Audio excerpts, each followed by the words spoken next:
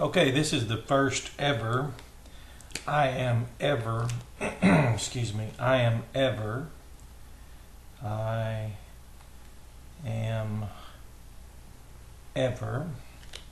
highlight that word ever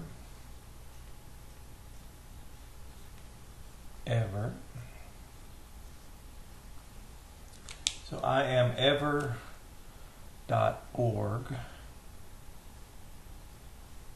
This is an expansion of the iamkoine.org Apologetic and Outreach Ministry of Landmark Missionary Baptist Church. The one who meets in Jacksonville, Arkansas, that is, and that began in a Wednesday night study. We had been doing outreach years ago with Fishers of Men material and noticed a lot of questions, and we then extended it, moved from Fishers of Men and then expanded that into apologetics and then coupled that with outreach. And this is the Hebrew. This apologetics from the Hebrew language. So I noticed we had begun to blend our languages in I am Koine. So this one's exclusively Hebrew. So we'll be using a small grammar.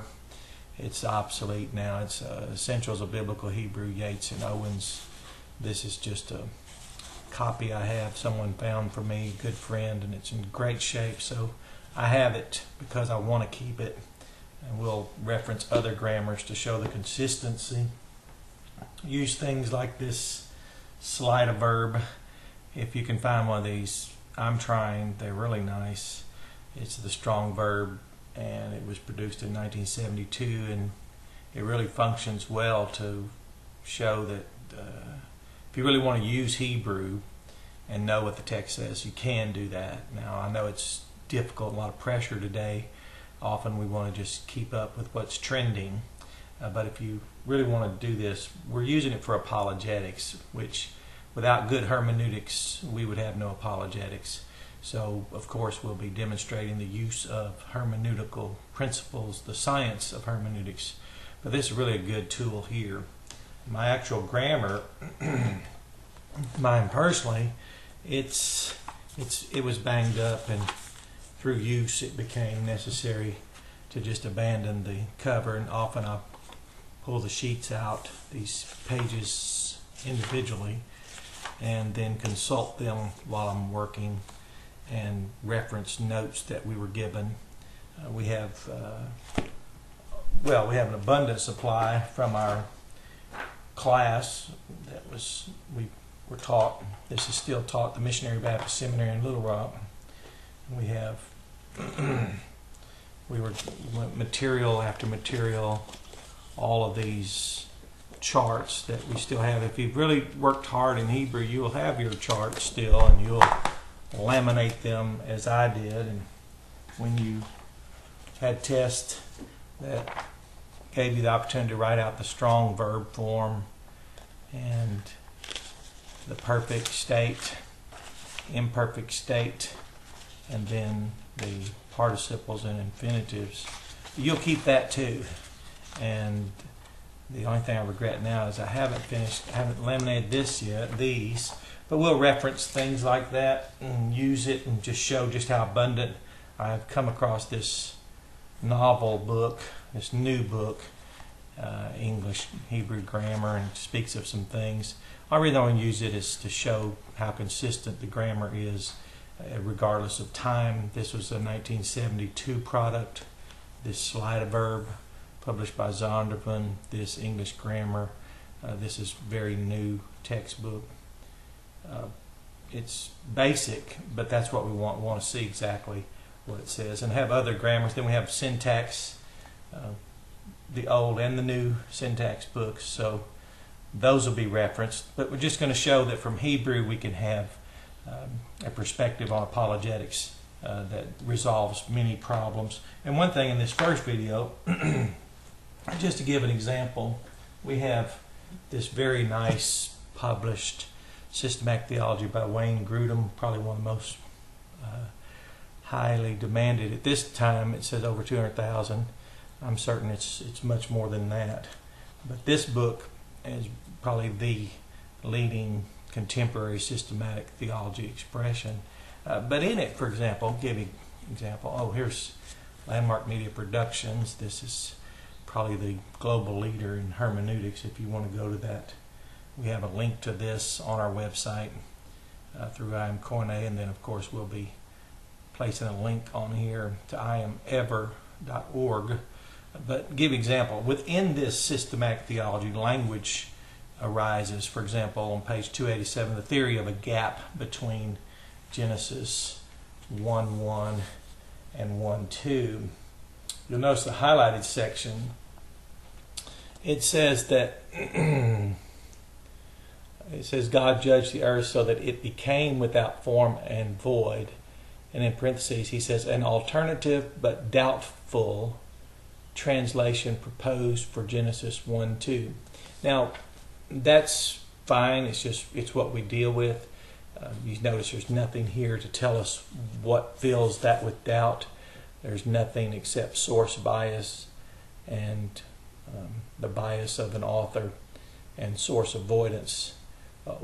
It's now labeled or categorized, accused of being an alternative, and it's doubt filled. So you run into things like this, so that the value of searching that out really doesn't find people with the time necessary or the use of Hebrew being any longer as relevant to these types of matters. And with that, just give example of what you can learn. The ease of Hebrew, if you were to go to Genesis 1:2, it's ha, and then it's this little word here, ha-yatham. And this is where a lot of the dispute comes in. People say, well, this is be or become, be and then or become now. Actually, the term itself has been proven to only be become, only be that. For example, this word is used in Psalm 118, where it speaks of the builders having rejected the stone. That is, the stone the builders rejected has become the chief of the corner. Well, in the Gospels, that is, in the Koine Greek text, Jesus is quoted as having referenced that text in both Mark and in Matthew, and he says become, and it's the term genomai in the Koine Greek. Now what's interesting about that is that the term was that's used in the Septuagint. Well, let's just do that. Let's just set this down for a minute and say here's the Old Testament. Here's the Septuagint, and then here's the Koine Greek New Testament. And of course, we know that it's really easier to set things up like this, and then we don't get caught up in that subjectivity, and we want to remove our bias, because the trouble with being a peacemaker, ironically, is that it's your approach, and it's really not smart as much as it's the heart. Do we really want to know, and do we really find it worth disclosing what the text says? So here's the famous ha-yah. No, I haven't. We'll go over some ways to do your Hebrew strong verb chart that really not simplifies it, but makes it very doable. You'll find out just how much you really know. And then here in the Septuagint, they have a word, and this is an imperfect, and this would be indicative, active, third person. So we'll just write that down. Third person, singular, I believe there. Yes, so the earth was. Well, this is actually continuous action in the past. So it would be the earth was always being formless, that idea, always giving the continuous idea of that imperfect. And then, of course, the Greek New Testament has genomai. Now, at the time this was written, the koine did not exist. So it's not to fault someone. It's just, it's like inverted letterism. Letterism builds so much on one word that it's really unrealistic. The person goes too far. Well, in this case, this dispute over Genesis 1:1 and Genesis 1:2 has built so much on this come to be, being doubt-filled, that later showing come to be, now proving that it's actually come to be, and it's without question, and that this isn't it. The actual concern, first and foremost, is that creation was first, chaos followed, happened, came to be, and then out from that, all the order and arrangement that we noticed in the subsequent account where light was spoken in verse 3, that is, Elohim said, light will come to be, and light came to be. In other narratives or other, in let's say what we would call mythologies, chaos was first, and then out from chaos came order. However, in the Bible, creation, a perfect creation, with form that was fashioned, that was created, that was, if you will, in that verb bara, that was first. Then something happened, and then of course we'll talk about that later, but just this one thing alone, you can resolve the issue. It's really a false argument when someone says if you don't believe the earth is young, for example, then you support science who teaches the earth is old, who, because it's old, that is, it's a false statement. Let's just, if the earth is old, then evolution is true. This is not an argument. This is a conditional sentence. It can be rewritten as an argument. You could say the earth is old. The earth is old. Old.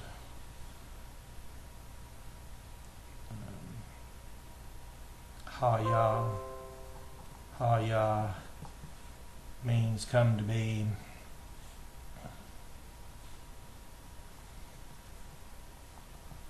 And you can say, therefore, people that believe Ha-ya means come to be, the earth is old, that they then support evolution, which that's really not even a good way of stating it. It's just to have to undermine what the Hebrew text says to guard a young earth perspective, because so much has been said. It's been said that now the earth is young, that proves evolution isn't true. Actually, the first verse says, in beginning God created the heavens and the earth. So that would take care of evolution. So it's really not this is not apologetics. This is certainly not the product of hermeneutics. So if you know it could happen to Wayne Grudem, for example, a writer of a very large, very famous systematic theology, and the best he could say was that Ha-ya being come to be is an alternative, and it's doubt-filled.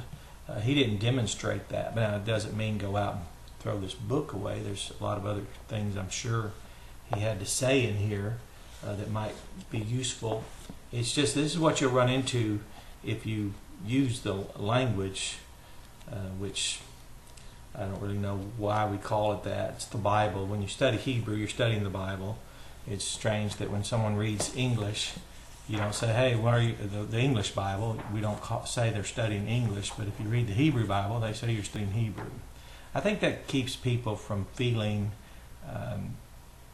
disappointment in themselves for not bothering to study it, to not give the time to it. And then, of course, trying to keep up with trends, you won't find these things relevant. You won't find people with old verb charts, and you won't find a lot of information out there that answers questions.